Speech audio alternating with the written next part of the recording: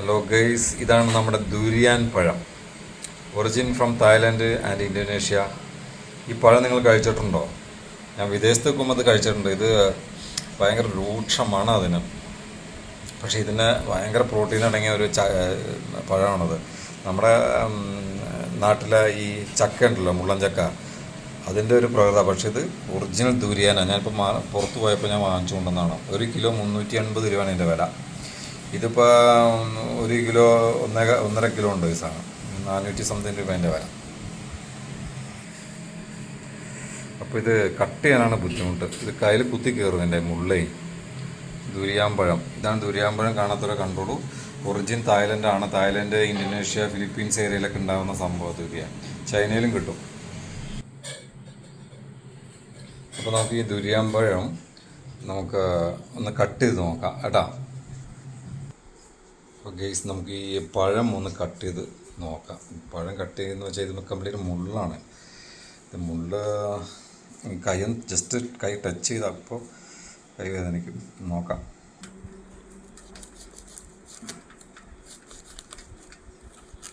ആദ്യം നമുക്ക് ഇതൊന്ന് കട്ട് ചെയ്ത് കളയാം.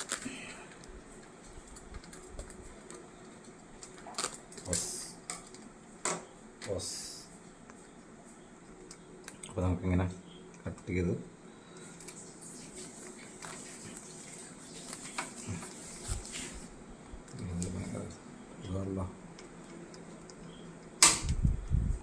നമുക്ക് കത്തി മാറ്റി നോക്കാം. വലിയ ഈ കത്തി കൊണ്ടൊന്ന് മുറിച്ച് നോക്കാം. ഓക്കെ, ചെറിയ കത്തി കൊണ്ട് ഏൽക്കുന്നില്ല. നല്ല ടെമ്പറൈസാണ്, കാണുന്ന പോലെ അല്ല.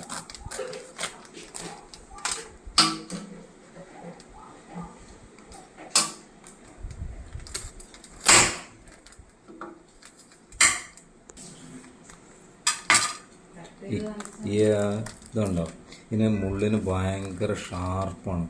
മുള്ള് കൊണ്ടു കഴിഞ്ഞാണ്ടല്ലോ, ഇതാണ് ഇതിൻ്റെ കഴമ്പ്. ഇതിന് ചെറിയൊരു വൃത്തിയായിട്ട സ്മെല്ലുണ്ട്.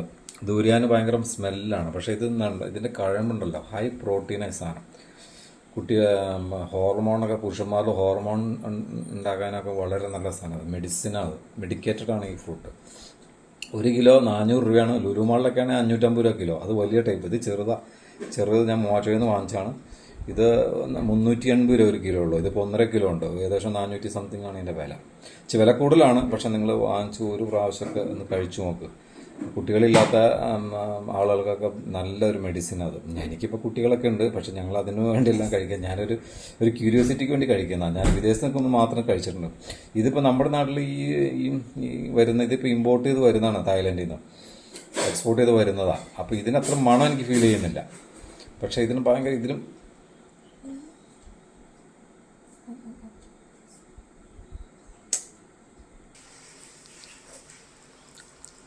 ഭയങ്കര രൂക്ഷ മണമുണ്ട്. സഹിക്കാൻ പറ്റുന്നില്ല. പക്ഷെ നല്ല മധുരമുണ്ട്. ഇത് വിദേശത്ത് കഴിക്കുന്ന ടേസ്റ്റും ഇല്ല. അതിന് വാട ഒരു ചുക. നമുക്ക് ഇതും കൂടി ഒന്ന് പൊളിച്ചു നോക്കാം.